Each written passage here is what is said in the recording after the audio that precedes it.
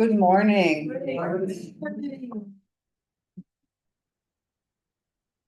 Yes, Danny's right when he said he doesn't sing that song very often. We don't go deep very often. It's not our Western way of life. We love living out here in the world of effect, don't we? All the distractions, the things to do, all the politic, all of it. My thought when I sat down, I turned around, I saw the crowd because we were filled up last time I was here, as I thought, well, either people are afraid to go deep, which we are, or they're afraid of what they don't know, which is what I always talk about. I'm going to talk about what's in between us and that depth of being we don't like our muck. I was on social media the other day and I saw a posting of a talk by Pat Buchanan. You remember Pat Buchanan? Very right Republican. And he was talking about how diversity doesn't really work in this nation. And the reason diversity doesn't work is because we come from that small town mentality. We grew from those roots of small community. And we as small community, we like homogenous. And he said to bring diversity in creates uncomfortability. And of course, then there's a lot of comments and derisive thoughts, the least of which was that he was backwards.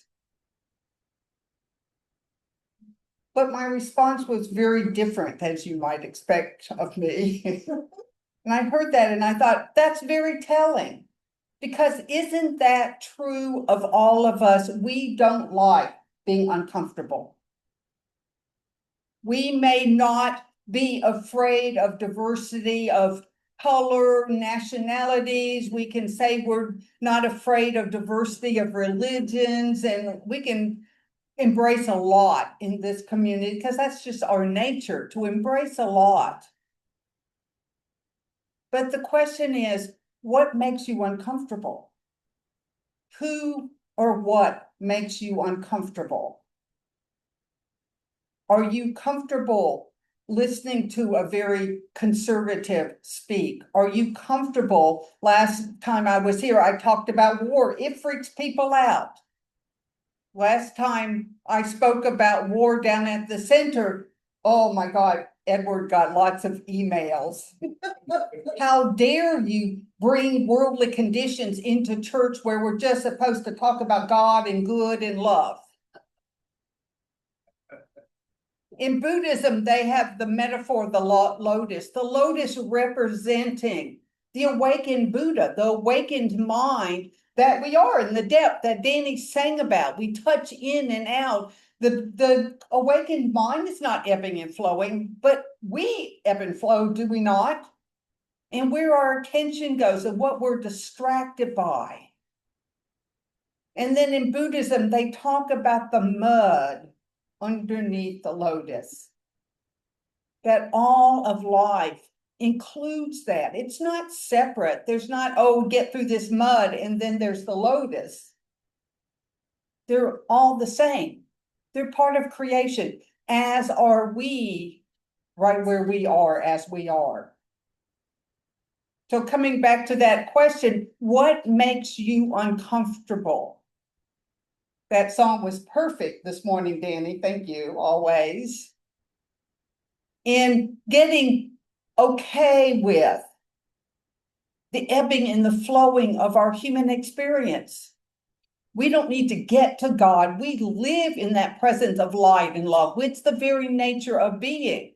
The thing that stands in the way is the muck and mire of our human consciousness. The things we hate, the things that just stir us up, the things that make us angry and sad and resistant. So you don't even need to figure out in your mind what makes you uncomfortable. You just need to be aware of your feelings. They'll let you know. Be aware of your resistance. It'll let you know. Be aware of your judgment. It will let you know, I'm uncomfortable with this. I love oneness, but I want this to be a part of it. You ever have that experience? This person should not be in my oneness. my life would be better if they were gone. We do, we think things like that, do we not? And so the question is, how do we be with that? How do we meet that and allow it to be? I found this beautiful quote by Parker Palmer, who is an educator and activist and writes about spiritual issues. And he said, drop into your not knowing and dwell in the dark long enough that your eyes adjust.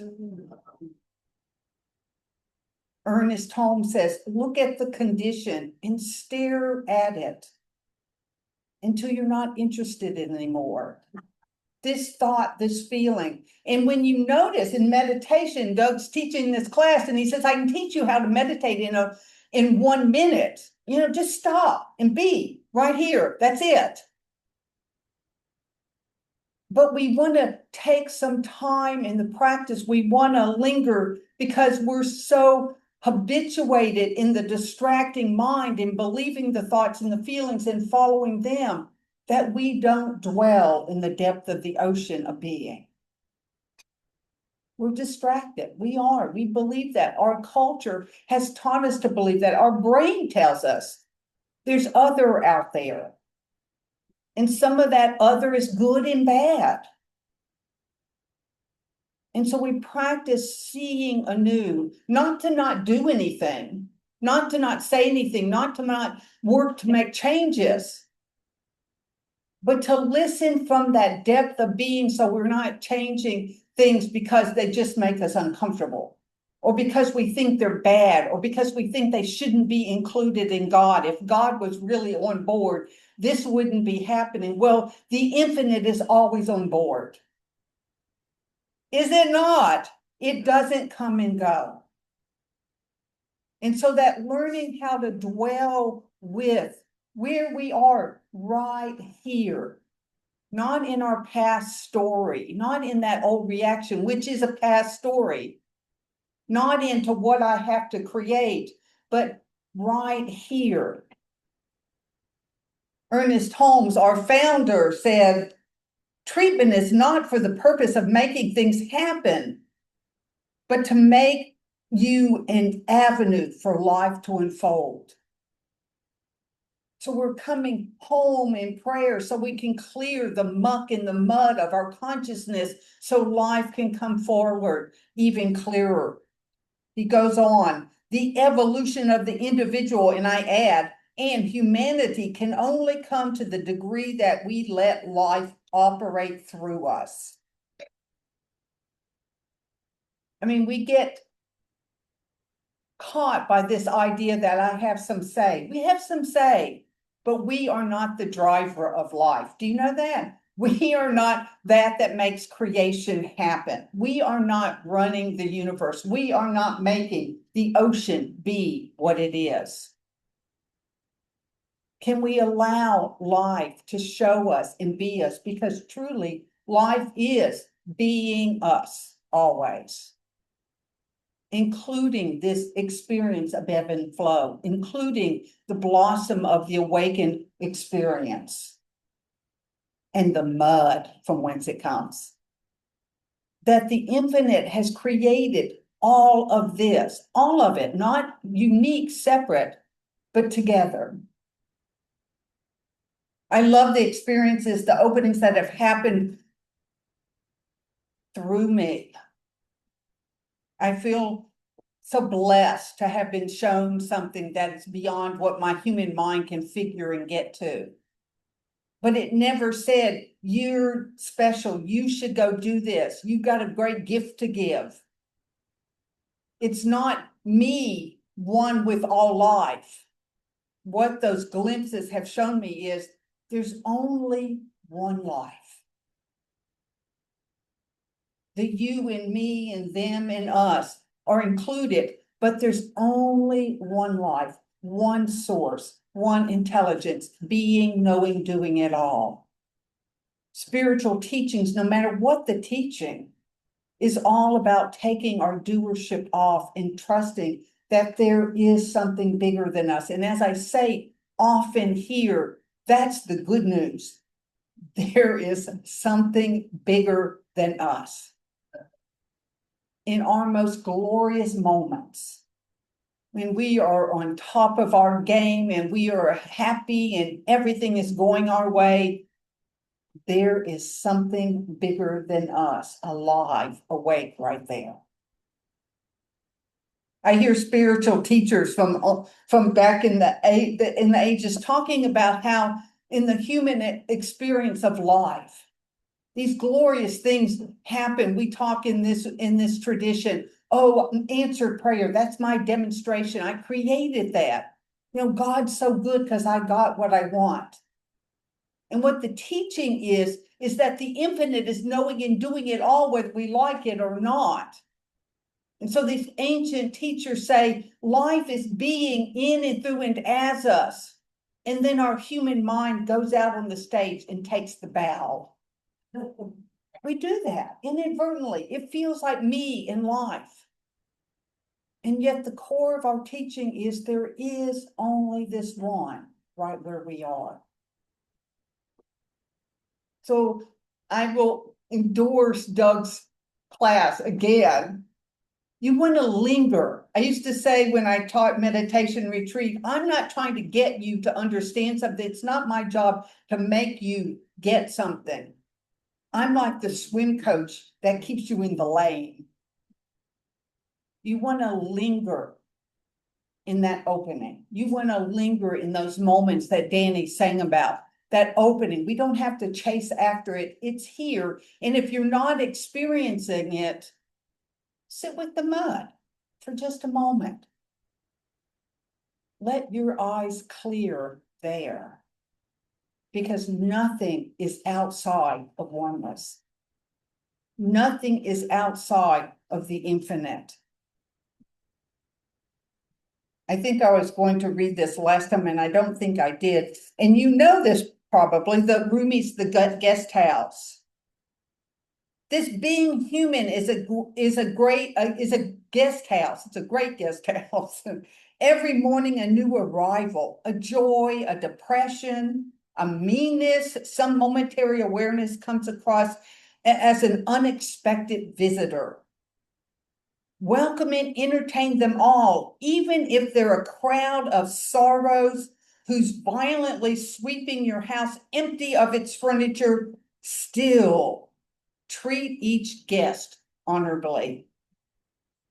It may be clearing you out for some new delight, the dark thought, the shame, the malice. Meet them at the door laughing and invite them in.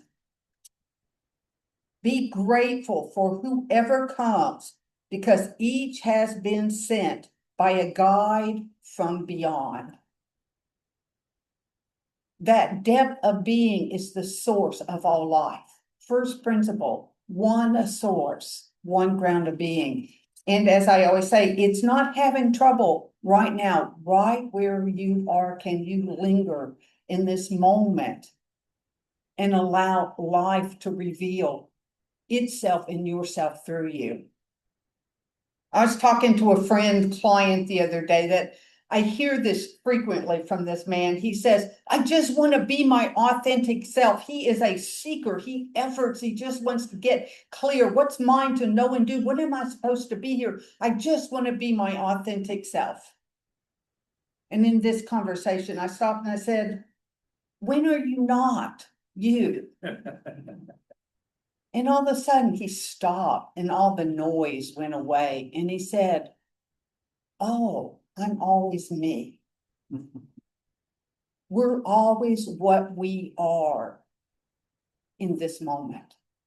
The chattering mind is looking over our past, what we used to be, what we think we should have been, or trying to become in the future. We're stopping and recognizing right here. I heard Suzuki Roshi, the great Buddhist teacher who brought Buddhism to the West. He said, be like a stone is being a stone. You are what you are because life has created you to be what you are right now. We're not fixing yesterday. Life was being you yesterday, if there is such a thing. Be what you are. Linger in that stillness and let life have that open space in you to be that is to be in you, through you, and that is yours to speak or do or not. That's the core of prayer, that coming home to that depth, that ground of being, the depth of the ocean. It's always here. It does not ebb and flow. We are like droplets and waves, and we want to be the best wave, do we not? We want our wave to be happy always. And we're recognizing that truer nature of being. And that truer nature is not having a hard time. And so we're listening, we're just opening to be those avenues. That's the purpose of prayer. When Ernest Holmes says, first, align with the oneness beyond human understanding, that's prayer. I can't figure it out, I can't understand it, but something can, something is right here. And so we're just opening to that. We're going deep into our being, right where we are, even if it feels a little muddy and murky. Just linger and let your eyes clear. And if you see that glory and that beauty, oh yay, we love that. And if you don't, just notice. Somebody said something to me the other day, and I noticed my mind arguing against this, and then after a little while I thought, oh, that just hurt my feelings. That's all. That just hurt my feelings. That doesn't mean anything. That hurt my feelings. Oh, because the nature of feelings is they come and go, do they not? The nature of thoughts is that they come and go. We're just bringing ourselves into alignment. We're rooting in deep. You might call it that tap root. We're rooting in deep to that is the source of our being. Because so often we feel uprooted. Do we not? Do you ever feel uprooted? It's like going to your garden and pulling the vegetables out or the flowers out by the root and laying them in the soil. They're not going to thrive. It's not that they're not legitimate who they are and that they know how to grow. Carrots know how to become carrots, but they need to be rooted in the soil. We need to be rooted. And it's why we come back again and again and again for prayer, to sit, to remember, to open. We're just clearing our space. For me, I've always been a seeker. I don't know why. I was born that way. I grew up in a very dark culture, both in my family and in the Southern make nice, but don't tell anybody the truth about what's going on in you. And I was seeking something. But ultimately, what I wanted is to be free. I wanted to find home because I knew this was not going to take care of me. This wasn't something I could look to. That's my nature of being. Not all of us are drawn to and feeling like we're seekers, but I'm going to invite you to something. If you're wanting something on the outside, I need my job or some money, or I want a partner that's nice to me, or I want this or that to change. I want my body to heal. Listen for that's really calling under that. If I had the fulfillment of every wish, desire, want right now, what would that give me? Right now, turn within and find that. Because as practitioners, that's what we're praying about. What lives underneath this idea and this condition? When I drop in to that open space, there's nothing missing. There is no lack. Reside in that. When I drop into that inner space, there's no agitation, there's no frustration or anger. That's peace. Drop into that.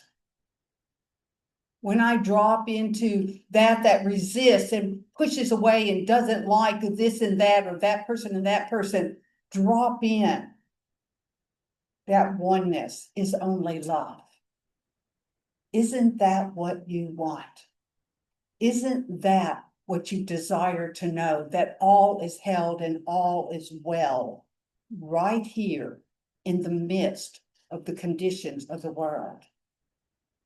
And then allow yourself to be an avenue for the divine to express through you.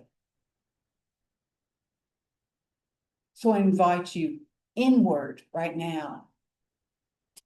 Wherever you are, however you are, whatever thought, whatever feeling, whatever condition your life is in, we just stop and open to that is holding us. It holds us in form. It holds us in these body temples, every part moving through an intelligence beyond our wildest imagining.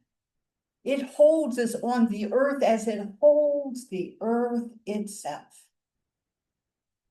We stop and drop in this moment, beyond what my human mind can know, beyond all human perception. There simply is this one life, being, knowing, doing all.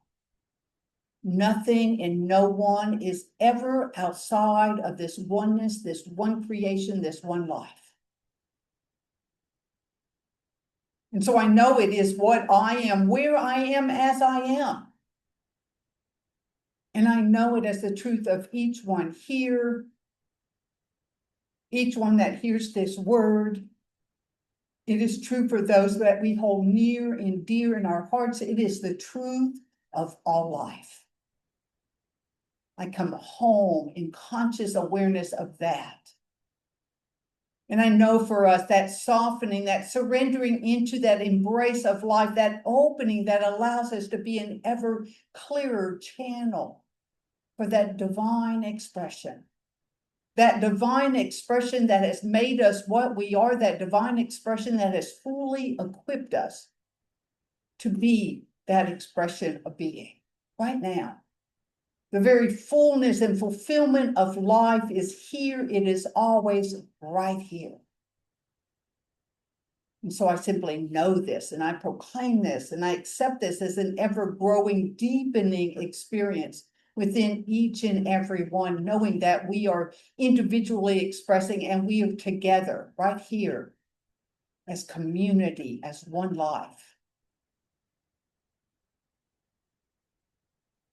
And in gratitude for this call home, in gratitude for this truth, known and done by that one, known and done right where each and every expression is, I simply let go.